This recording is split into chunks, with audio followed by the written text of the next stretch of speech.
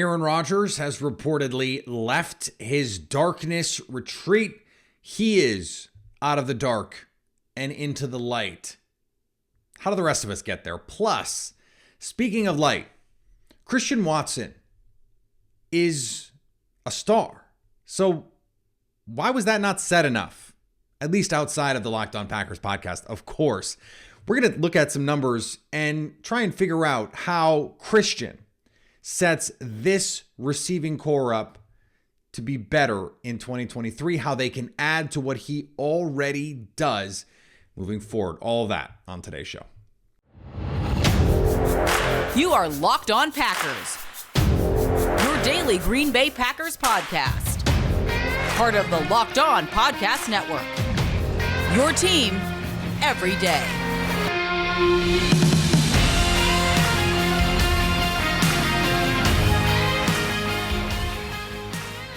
You are Locked On Packers, part of the Locked On Podcast Network, your team every day. I'm Peter Bukowski, and I cover the Packers for The Leap, a newsletter I would love for you to subscribe to. Follow me on Twitter, Peter_Bukowski. Follow the podcast on Twitter, Locked On Packers. Like us on Facebook. Subscribe to the podcast, iTunes, Spotify, Google Podcasts. Wherever you find podcasts, you will find Locked On Packers, the #1 Packers podcast on the internet, and the show for fans who know what happened. They want to know why and how. Today's episode, we thank you for being here because we're going to have a great time. And thanks for making Locked On Packers your first listen every day. We hope you like starting your day with us as much as we like starting our day with you. So Aaron Rodgers back. Is he coming back to Green Bay? We don't know. Here's a couple things that I want to say. The first is, don't assume we're going to get some big Rodgers announcement. Now, I know that would be in a lot of ways obvious to other players. And not to them necessarily, but for them. Because if Aaron Rodgers is coming back, yes, 100% go on Pat McAfee and he'll say, I'm back. Yeah, I'm thinking I'm back. He'll probably do the whole John Wick thing, right? But if he's not, if what the two teams have decided, the two sides have decided, is that he's going to move on, that they're going to trade him, you can't go on Pat McAfee and do that, right? I mean, you can because LeBron did it. Everyone assumed because LeBron James was doing a televised decision that it meant he had to stay in Cleveland, because there's no way you do a big televised thing to leave. You don't do that. Except LeBron James did. And Aaron Rodgers is the kind of player with the kind of stature who he might do it. He might go on, if it's not McAfee, let's be honest, it's going to be McAfee, and say, we think that the best thing for all of us, or he might go on and torch Green Bay. He might go on and say, look, I wanted to be back. We didn't see eye to eye on the future of the franchise, all that stuff. That's all possible. More likely, to me anyway, is that a trade will happen and then he'll go on a show and say, this is what happened, this is how it went down. And that's a little bit why we've gotten some of these conflicting reports about who's doing what and who feels this type of way about this player, all that stuff. Let me tie that around. I teased this the other day. The New York Jets apparently told Derek Carr that they think he can be a Hall of Famer. Okay. Fine. Look, Devontae Adams said that Derek Carr was a Hall of Famer. He's not. But I think it's reasonable to say, Derek Carr, if you come to New York, if you win here with us, you can be legendary. You can be golden. You can go down in history in a way that few other franchises will allow you to do, because this team has been so starved for a quarterback, so starved for success. I mean, they haven't had a real Super Bowl contender or a superstar quarterback in the same amount of time. It's been 50 plus years. We're coming up on 60 years. So if you go there, you are minted. Now, the same is true, by the way, for Aaron Rodgers. He won in Green Bay, great. If you go to New York and win, in a lot of ways, it's a different level. Brett Favre won. Bart Starr won a couple. This is not new ground. But if you go to New York, a place that has not won in 2 generations, in the biggest city in the country, in, the biggest media market, and you pull that team out of the doldrums, that has so much value, and maybe even to your legacy, more value than staying in Green Bay and trying to win again. Honestly, think about it. If he goes to New York and wins, that's probably more valuable to his legacy, to his Hall of Fame career, and his place in the GOAT conversation than staying in Green Bay. Because athletics has changed. The modern athlete has changed. The modern paradigm has changed. Kevin Durant has played on, 4 teams? And he's one of the 15 greatest players ever. LeBron James has played on 3 teams, one of them twice. He's changed teams, Cavs, Heat, back to the Cavs, Lakers. That didn't used to happen, but now it does. And so I don't think it's the same kind of deal that it used to be to change teams. Here's the other thing about the Jets. In that report from Diana Rossini, they said, you can be a Hall of Famer, but we're going to wait on Aaron Rodgers. Yeah, you're a Hall of Famer, but we're going to wait on Aaron Rodgers. What? You're going to do what? If you think Derek Carr can be a Hall of Famer in New York, just give him the money. Just give him the money. And don't give up the picks for Aaron Rodgers and give him the money, because you have to give the money either way. So if you think Derek, just logic this out with me. Forget the Packers part of this. If you think Derek Carr, if you actually think Derek Carr, and I think we know what the deal is here, but if you actually think Derek Carr can be a Hall of Famer, you just pay him, you just sign him, hey, you come, because if you're getting Hall of Fame play, then the gap between Hall of Fame play and slightly better Hall of Fame play, or even much better Hall of Fame play, kind of doesn't matter. If you get a Hall of Fame quarterback in New York, you're a Super Bowl contender. So the gap is almost irrelevant. So, it's like the difference between 2 fine dining restaurants. They're both awesome in the top 1% of restaurants. That one might be clearly better than another is kind of not the point, right? Because you're not at Texas Roadhouse. No shots at Texas Roadhouse. Delicious place, but it's not, it's not what it could be, right? So, but if you're going to go for Aaron Rodgers, if that's a thing that you want to do, then the only possible way it makes sense for you to risk losing a guy that you apparently, by your own admission, think can be a Hall of Fame player on your team, the only way you give up the opportunity to sign that guy, risking him going to New Orleans or Tampa Bay or somewhere else. I think there's quietly a very small market for Derek Carr, smaller than we realize. I don't think he's going to Indianapolis. I don't think he's going to Carolina. I think the 2 teams I mentioned, it's like the Jets, the Saints, and the Bucks, maybe. That, those are the teams. It's not like there's 16 teams trying to sign Derek Carr. If that's what you're trying to do, you don't wait. You don't wait for Aaron Rodgers. You have to get this guy, because if you miss the opportunity, then you're over a barrel with Rodgers. You have to get him, or you're coming further down the list. It's Jimmy G, who is hurt every year, is coming off an injury. So the only way it makes any sense to me, and under the old Jets circumstances, maybe you feel differently about this, and I would get that, right? But the only way you say, hey, Derek, guess what? I think you're dope. But we're going to wait.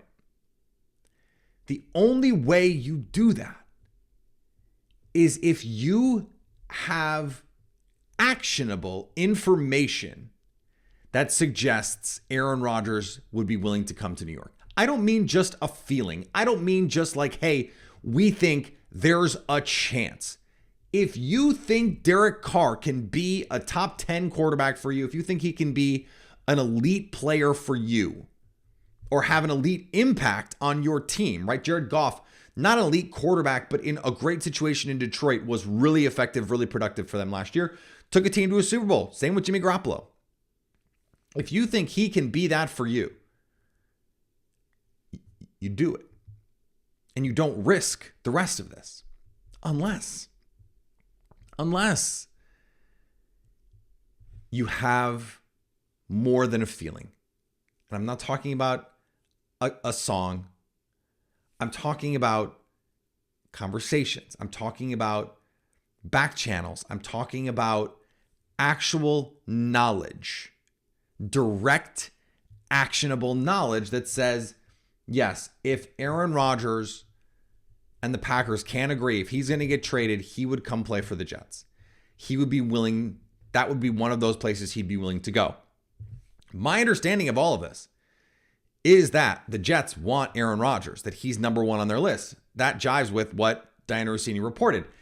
It also fits with what we believe, and or at least what I believe about the current situation in Green Bay based on the conversations that I've had, based on the publicly available reporting, and that is that the Packers know the places that Aaron Rodgers would want to go if he decides he wants to be dealt, that they've already had those discussions.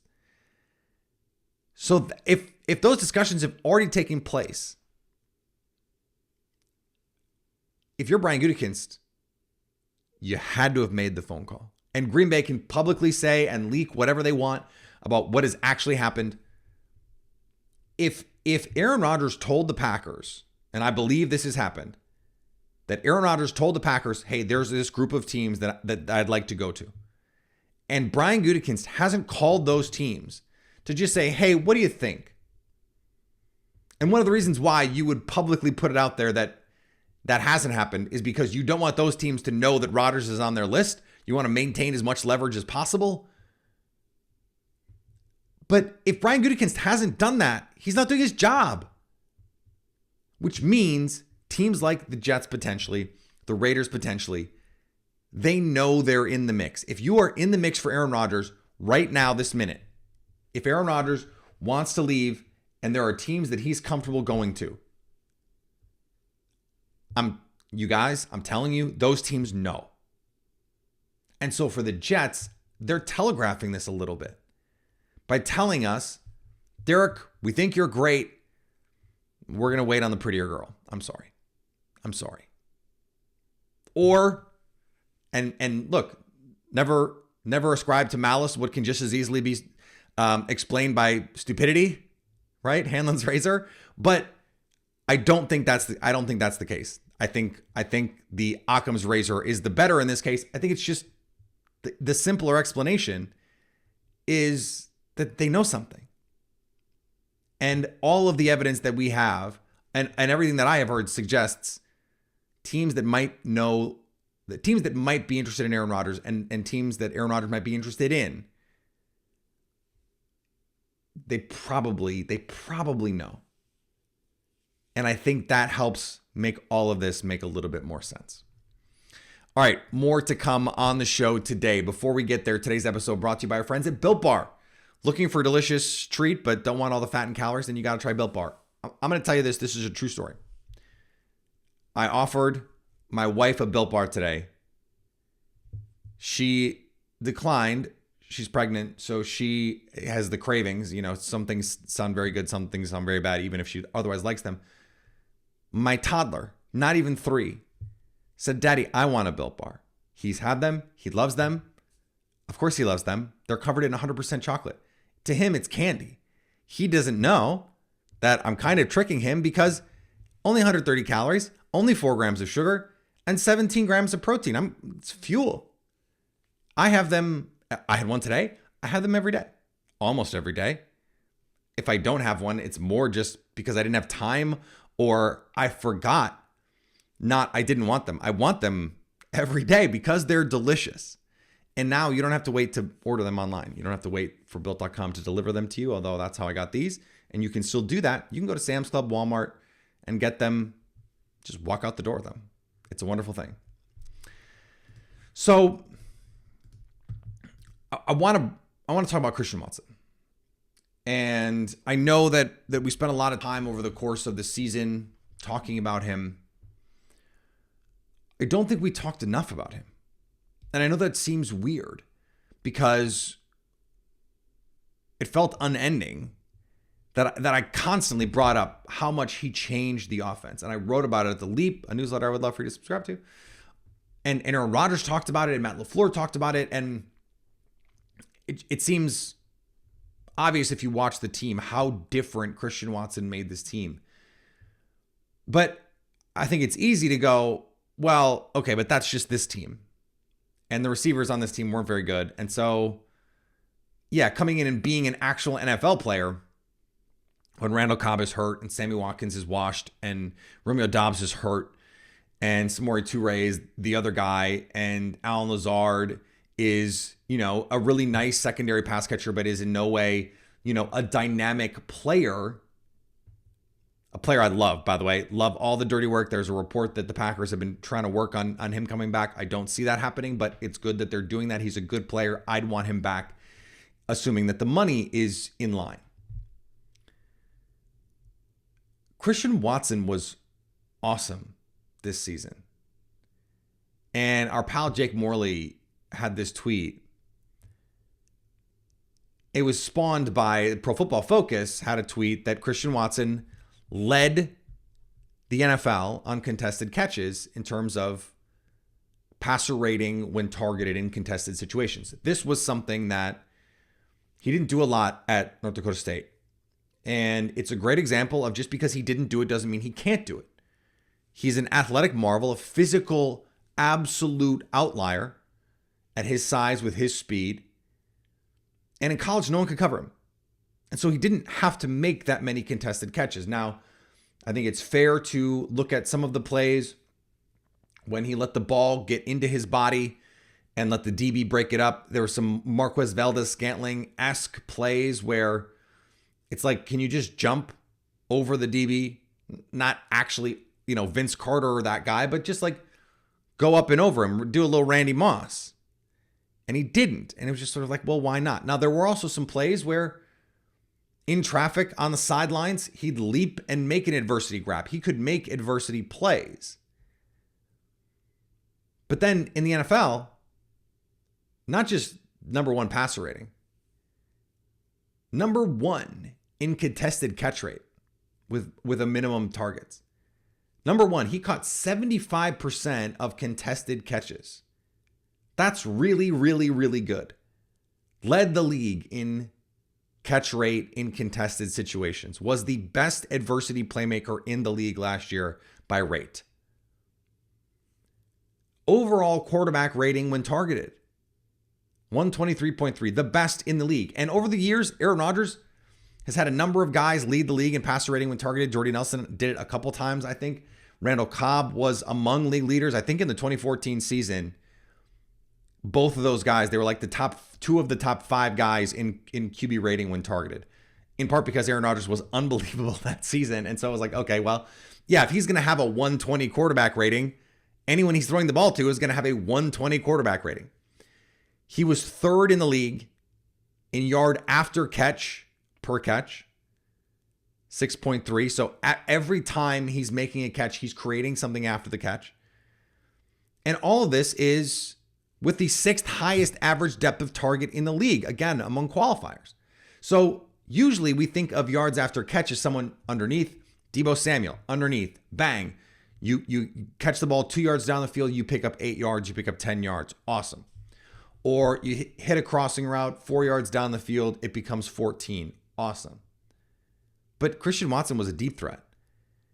And when you're a deep threat that can run like he can, you get loose in the middle of the field on a dig, on those deep overs, on those post routes, It's a house call. And that's what we saw him do against Dallas, against Philly, on the end around against Chicago. His ability after the catch or with the ball in his hand is special. And just look, average yards per route run. This is my favorite receiver stat.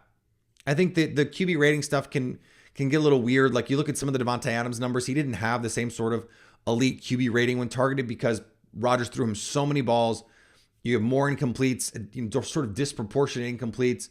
You're throwing him those receiver screens where he's catching 2-3 yards. Christian Watson wasn't fed the same way. So when you have the fewer targets, it can amp your efficiency up a little bit. That's just the way that numbers work. But he was 11th in yards per route run in the league, 2.26 yards per route run. That's a really good number. 11th. When he was running a route, he created at an elite level. And here's why this is all so important.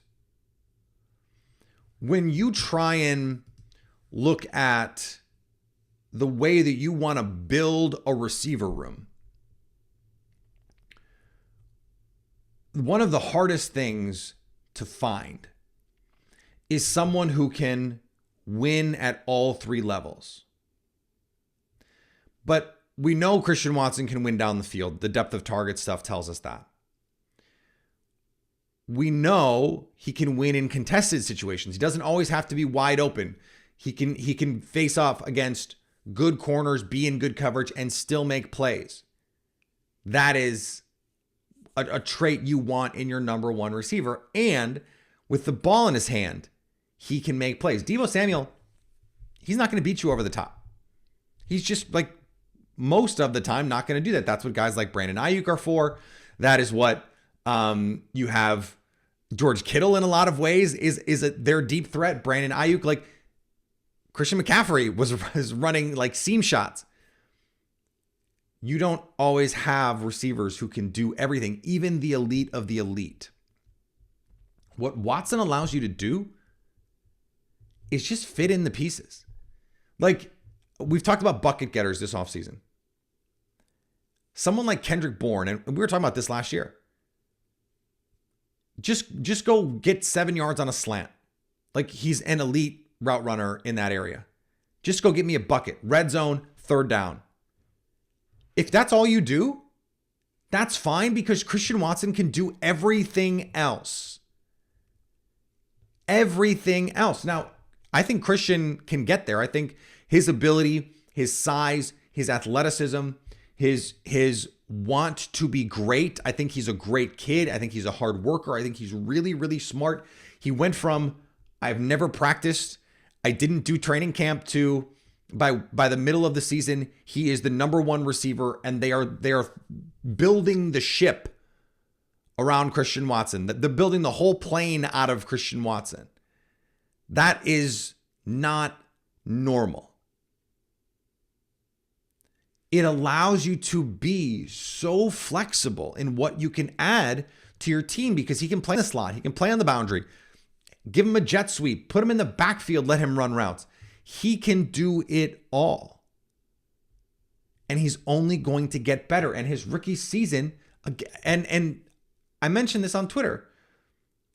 The reason it wasn't a bigger deal, number one, the Packers had a down season. And so we do this thing in the media, and especially national media. If a team that is normally good has a down season, they get a disproportionately low number of or amount of coverage. That's not always true. For teams like the Cowboys, they're going to get covered no matter what, unless they suck.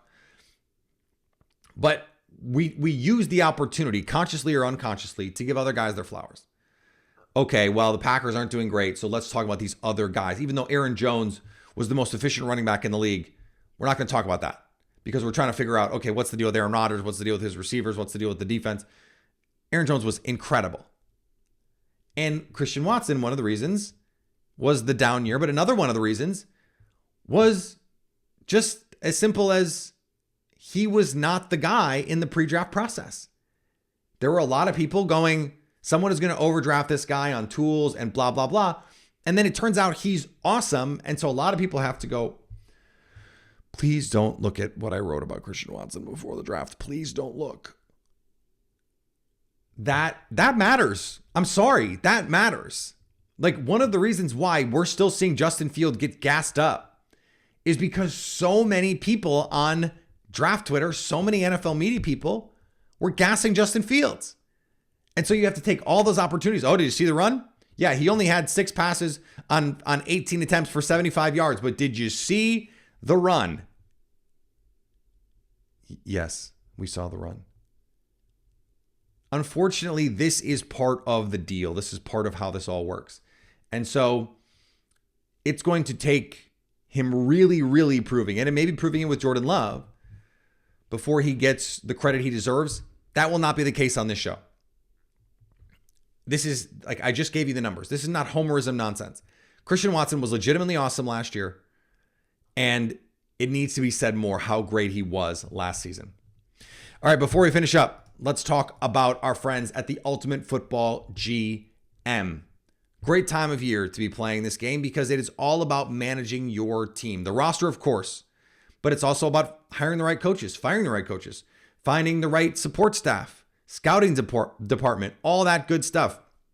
It's challenging, but it's realistic. That's part of the deal. It's a hard job to do, and maybe you'll have better appreciation for the position that someone like Brian Gutekunst is in after you play it. I know that I did after I played it, or started playing it at the very least, and then you get used to it, and you're like, okay, I can see how you could get used to doing this. Still hard, and there are only a few number of people in the NFL, in the world probably, who are good at it. But the game, probably more people. You can probably do the game. Check it out. It's fun. And Locked On Packers listeners get 100% free boost to their franchise when you use the promo code Locked On. That's Locked On in the App Store. You can go to the ultimate-gm.com to look it up. That's ultimate-gm.com. All right, we're going to be back next week. So much more to talk about. Maybe we'll have a decision. Remember, we will be going live on YouTube if we get a decision. Follow me on Twitter, Peter_Bukowski. Follow the podcast on Twitter, Locked On Packers. Like us on Facebook. Subscribe to the podcast, iTunes, Spotify, Google Podcasts, wherever we find podcasts. You will find Locked On Packers. And anytime you want to come hang out with us live, you can do that on our Locked On Packers YouTube page. To stay Locked On Packers.